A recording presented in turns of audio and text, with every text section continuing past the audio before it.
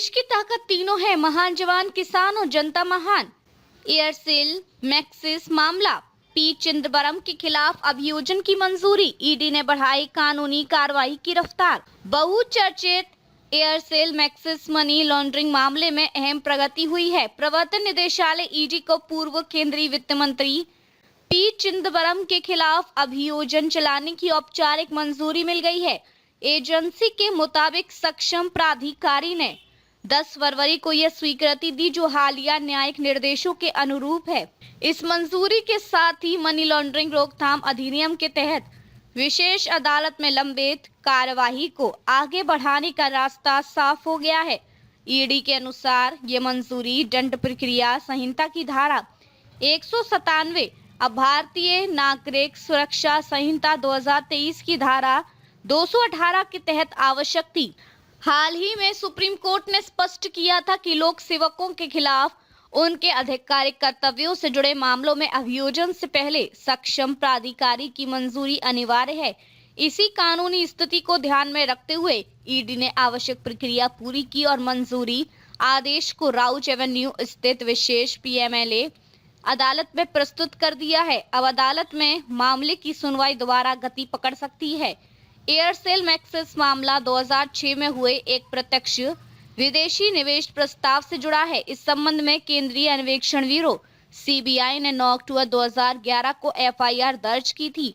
CBI के आरोपों के अनुसार उस समय वित्त मंत्री रहे पी चिदंबरम ने एयरसेल मैक्सिस को लगभग 800 मिलियन अमेरिकी डॉलर करीब 3,565 करोड़ रुपए के एफडीआई प्रस्ताव को विदेशी निवेश संवर्धन बोर्ड एफआईपीबी के माध्यम से मंजूरी दी थी। जांच एजेंसियों का कहना है कि उस समय वित्त मंत्री की स्वीकृति सीमा 600 करोड़ रुपए तक थी। चूंकि प्रस्तावित निवेश इस सीमा से अधिक था, इसलिए इसे आर्थिक मामलों को मंत्रिमंडलीय समिति के पास भेजा जाना चाहिए था। एजेंसियों का आरोप है कि प्रक्रिया का पालन नहीं किया गया। ईडी की जांच में दावा किया गया कि इस मंजूरी के बदले कथित रूप से लाभ प्राप्त किया गया। एजेंसी का आरोप है कि पी चिदंबरम के बेटे कार्ति चिदंबरम से जुड़ी कंपनियों advantage strategic consulting private limited और chairs management services private limited के माध्यम से लगभग 1.16 करोड़ रुपए की राशि प्राप्त हुई।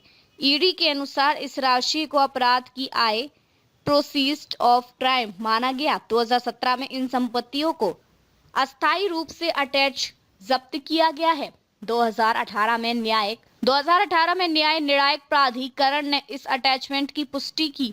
अदालत में अब तक की कार्यवाही जून 2018 ईडी ने पीएमएलए के तहत पहली अभियोग शिकायत दाखिल की। अक्टूबर 2018 पूरक शिकायत दाखिल की गई, जिसमें पी चिदंबरम को आरोपी संख्या 6 के रूप में नामित किया गया।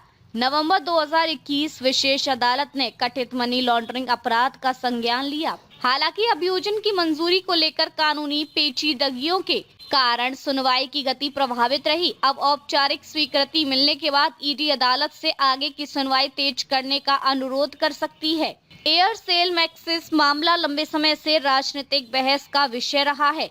विपक्षी दलों का आरोप है कि यह मामला राजनीतिक प्रतिशोध से प्रेरित है, जबकि जांच एजेंसियां इसे गंभीर वित्तीय अनियमितता और मनी लॉन्ड्रिंग का मामला बता रही हैं। अब अभियोजन की मंजूरी मिलने के बाद ये केस एक बार फिर राजनीतिक और कानूनी हलकों में चर्चा का केंद्र बन सकता है।